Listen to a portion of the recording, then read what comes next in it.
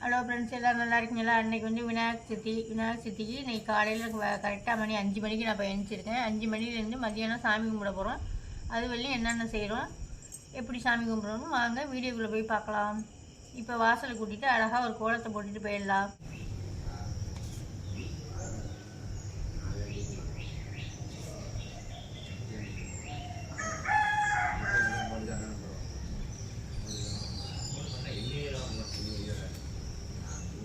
இந்த கோலம் நல்லா இருக்கா என்னன்னு கமெண்டில் சொல்லுங்கள். இப்போ கோலம் போட்டுட்டு வந்து வாசலில் கோலம் போட்டுட்டு வந்து இப்போ வீட்டு வேலையெல்லாம் முடிச்சுட்டு குளிச்சு முடிட்டு வந்தாச்சு. இப்போ வேலை ஸ்டார்ட் பண்ணலாமா? இப்போ எங்கே வந்திருக்கோன்னு பார்த்தீங்கன்னா, நம்ம வீட்டுக்கு பக்கத்துலேயே ஐயனார் கோயில் இருக்கா, அங்கே தான் எருக்கம்பூ பறிக்கலான்னு வந்தேன் மாலை கட்டுறதுக்காக பிள்ளையாருக்கு. இங்கே வந்து பார்த்தா அப்பாவும் பறிச்சுட்டு நிற்கிறாங்க. சரி சேர்ந்து பறிச்சுக்கிட்டு போயிடலாம் வாங்க. பறிச்சுக்கிட்டு போய் ஒன்று ஒன்றா எப்படி வேலை செய்யணும்னு பார்க்கலாம்.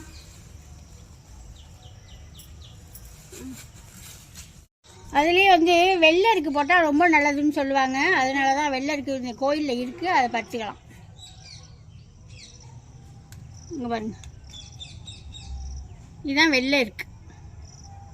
அதே முட்டும் பறித்து மாலையாக கட்டி போடுவாங்க அழகா. நம்ம ரெண்டுமே பறிச்சுக்கிட்டு போகலாம்.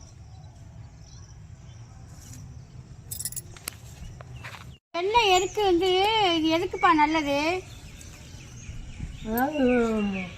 பிள்ளையாக இருந்தாலும் பெரிய மனிதனாக இருந்தாலும் பயந்த கோளாறு உள்ளவங்களுக்கு இந்த வெள்ளரிக்கை எடுத்து நார் எடுத்து தாய்த்து பண்ணி போடுவாங்க. தாய்த்து பண்ணி கோத்து போட்டுக்காங்க.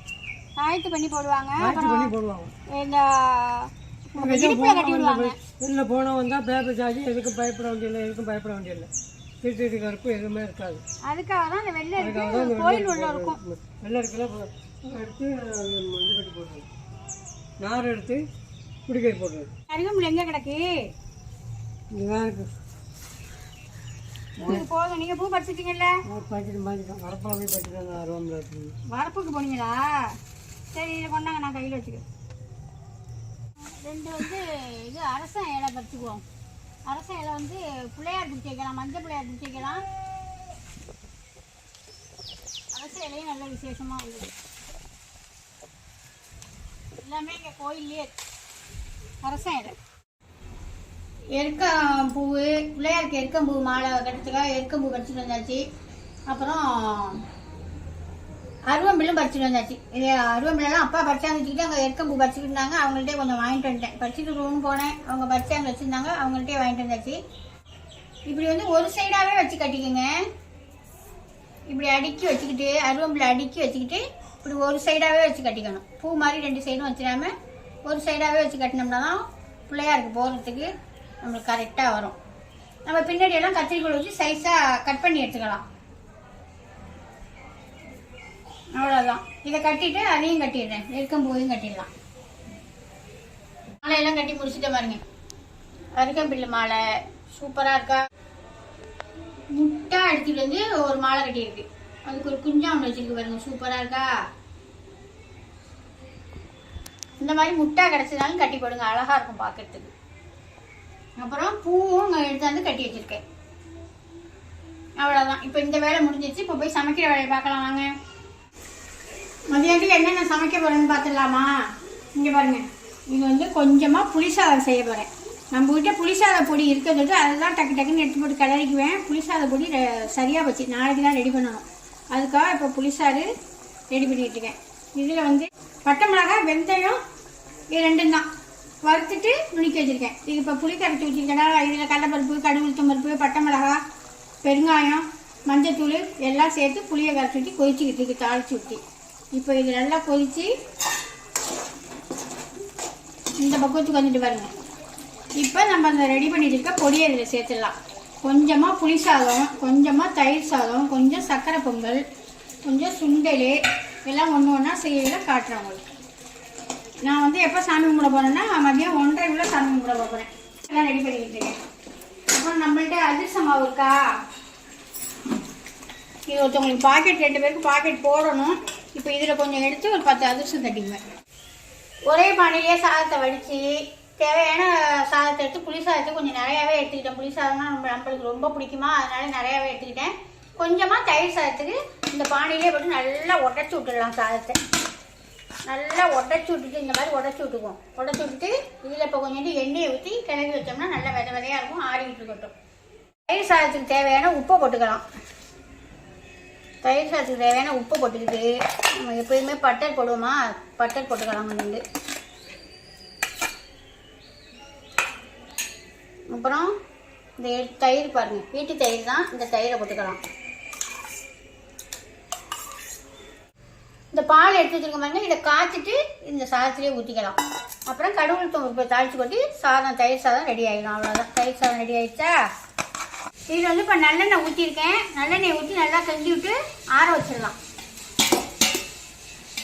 நல்லெண்ணெய் ஊற்றி கலரி வச்சோம்னா நல்லா ஒன்றோட ஒன்று ஒட்டாமல் நல்லா உதிரி உதிரியாக இருக்கும் சாதம். அதனால தான் இப்போ இது ஒரு பக்கம் ஆடிக்கிட்டு இருக்கட்டும். இப்போ தயிர் சாதத்தை ரெடி பண்ணிடலாம்.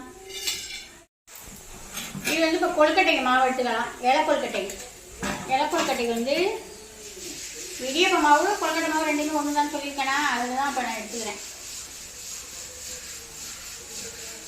கொஞ்சம் கொஞ்சம் தான் செய்ய போகிறேன். இந்த மாவு இலை கொழுக்கட்டைக்கு.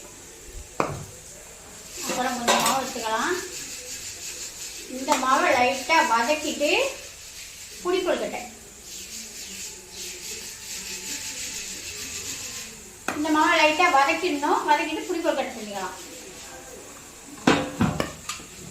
லைட்டாக வறுத்துட்டு வச்சுருக்கேன். அதில் கொஞ்சோண்டு ஏலக்காய் பொடியை போட்டுக்குவோம். பிள்ளையாருக்கு ரொம்ப பிடிச்சது புளி கொழுக்கட்டை. அது நம்ம பாவு ரெடி பண்ணி வச்சுருக்கோமா, அந்த பாவுலேயே கொஞ்சம் சேர்த்துக்கலாம். இதில் கொஞ்சோண்டு திருவின தேங்காயை போட்டுக்கலாம். அப்புறம் கொஞ்சோண்டு கருப்பு எள்ளை பொரிச்சிட்டு போட்டுக்கொண்டு அவ்வளோதான், அதோட வேலை முடிஞ்சிச்சு. எள்ளையும் போட்டு நல்லா கலந்து விட்டுடலாம். கையை வச்சோம்னா சுடும், கரண்டி கையால் தான் கலந்து விடணும். கொஞ்சமாக தண்ணி தெளிச்சுக்கலாம்.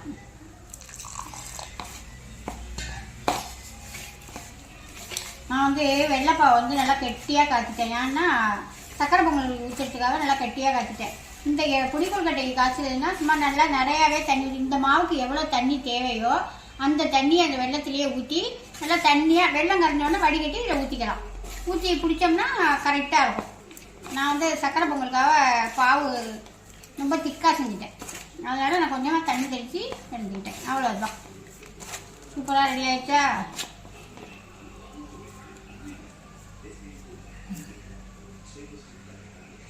பிடிச்சி வச்சிடலாம். இந்த பக்கம் கொழுக்கட்டை மாவில் வெந்நீர் ஊற்றி வச்சுருக்கேன். இதுவும் ரெடியாக இருக்கும். இது நான் இலையெல்லாம் செய்யலை. இலை கிடச்சா செய்யலாம், இலை பறிக்க போகலாம். இப்போ ஆள் இல்லை, நான் கையிலே தான் செய்ய போகிறேன். இந்த மாதிரி வெந்நீரை ஊற்றி ஒரு 10 நிமிஷம் மூடி வச்சுட்டு அப்புறம் எடுத்தோம்னா நல்லா கை வச்சு நல்லா பிணையலாம். சூப்பராக நல்லா பந்து மாதிரி இருக்கும். இதெல்லாம் இப்போ ரெடி ஆகிடுச்சு. இதை கையிட்ட கொடுத்து போய் செய்ய சொல்லிவிட்டு கடைக்கு போய் டீ போட்டு கொடுத்துடுவோம். எப்படி குட்டிக்கலாம், மாவு கரெக்டாக இருக்குது, கையில் ஒட்டவே மாட்டேங்குது. பாரு, பிசு தன்மைலாம் எதுவும் இல்லாமல் இடியப்பமாக இருந்தாலும் நல்லா நூலாக வருதுங்க. கொழுக்கட்டையும் செஞ்சுக்கலாம். ஈடு எடுத்துட்டு வந்துடவா? ஈடு வந்து இப்போ நம்ம கடலைப்பருப்பெல்லாம் வேக வைக்கணும், போகணும், நம்மள்கிட்ட தான் இருக்கா. பச்சை பயிறு பூர்ணம் ரெடி பண்ணி வச்சுருக்கோமா, அதுதான் வச்சு இப்போ நம்ம செய்ய போகிறோம். எடுத்துட்டு வந்துடவா? எடுத்துட்டு வந்துடு. இலையில செஞ்சோம்னா, பூசற இலையில செஞ்சோம்னா என்ன ஆகும்னா நல்லா மெல்லிஸாக வரும். ரொம்ப மெல்லிஸாக, அந்த இலை மாதிரியே மெல்லிஸாக வந்துடும். நம்ம கையில் செய்கிறது கொஞ்சம் இதாக தான் இருக்கும், கனமாக இருக்கும். இருந்தாலும் சாப்பிட்றதுக்கு நல்லா தான் இருக்கும். சாஃப்டாக தான் இருக்கும், நல்லா சாஃப்டாக தான் இருக்கும். இருந்தாலும் இலையில செஞ்சோம்னா இன்னுமே மெல்லிஸாக இருக்கும். இது செய்ய தெரிஞ்சவங்க செய்வாங்க, எல்லாருக்கும் கையில் செய்ய தெரியாதுங்க. நாங்கள் செஞ்சுருவோம், நானும் செஞ்சுருவேன், கையிலும் சூப்பராக செய்வாப்புல. நாங்கள் 2 பேருமே மாற்றி மாற்றி செஞ்சுருவோம். நல்லா மெல்லிஸாக தட்டிக்கிட்டு வர வேண்டியதான். மாவு கரெக்டாக பிணைஞ்சிக்கிட்டோம்னா எதுவும் செய்யாது. எப்படி இருக்கு பார்த்தீங்களா, மெல்லிஸாக இருக்கா? இந்த மாதிரி மெல்லிஸாக தட்டிக்க வேண்டியதான். பூர்ணங்க தண்ணி தெளித்து எதுக்காக ஊற வச்சிங்கன்னு சொன்னோம்னா இப்படி அள்ளி வைக்கையில் சிந்தும். அதனால தான் தண்ணி தெளித்தோம்னா சிந்தாமல் இருக்கும். அதனால தான் தண்ணி தெளித்து கிளறிக்கங்கன்னு சொல்லுது. நீங்கள் தண்ணி தெளித்து வேணாலும் கிளறிக்கலாம், இல்லைன்னா இந்த மாதிரி சும்மாவும் ட்ரையாகவும் அள்ளி வச்சுக்கலாம். அது ஒன்றும் செய்யாது. நம்ம இட்லி பானையில் வச்சு வேக வைக்கல அது வெந்துக்கும், ஒன்றுமே செய்யாது. பெரும்பாலும் அதுக்கு தான் சொல்லுவாங்க அள்ளி வைக்கையில் சிந்தும்னு சொல்லுவாங்க. உதிரி உதிரியாக இருக்கா, அதனால சிந்தும்னு சொல்லுவாங்க. அதாங்க இந்த மாதிரி செஞ்சு எல்லாத்தையும் வச்சு அவிச்சிக்க வேண்டியதான். எல்லாத்தையும் செஞ்சுக்கிட்டு காட்டுறேன். இப்போ பிள்ளைகள்லாம் எடுத்து வச்சிடலாமா? எடுத்து வச்சுட்டேன் பாருங்க. ஒரு மணை போட்டிருக்கேன், கீழே போட்டு அது மேலே ஒரு வாழையில வச்சுருக்கேன். வாழையில வச்சு அது மேலே பச்சரிசி விட்டுருக்கேன். பச்சரிசி போட்டு பூவெல்லாம் உதிர்த்து விட்டு வச்சுட்டு இப்போ வந்து அருகம்புல் மாலை போட்டிருக்கேன் பாருங்க. போட்டுட்டு இப்போ வந்து இது எருக்க முட்டு இதையும் அழகா போட்டாச்சு. அவ்வளவுதான். இப்போ சாப்பாடுலாம் எடுத்து வச்சிடலாமா? இது வந்து சக்கரை பொங்கல். ஃபஸ்ட்டு சக்கரை பொங்கல் வச்சிடலாம்.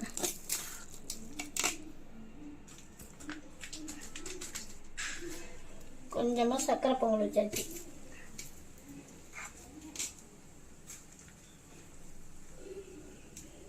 அப்புறம் தயிர் சாதம்,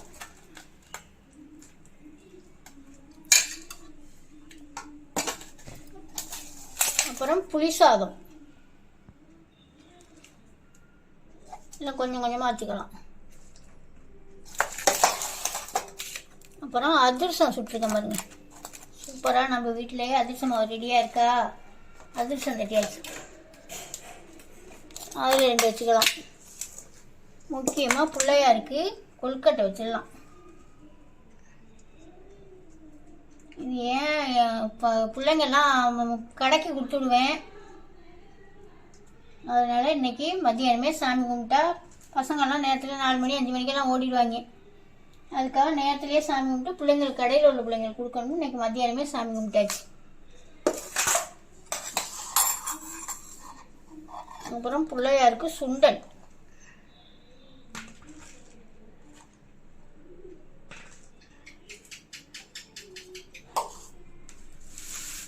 அப்புறம் என்ன கையில் அப்புறம் வந்து இது பூசணிக்காய் கூட்டு ஒரு மாதிரி ஒன்று செஞ்சேன். அவ்வளோதான். இப்போ எல்லாமே எடுத்து வச்சுட்டேன். இப்போ சாம்பிராணி போட்டுடலாம்.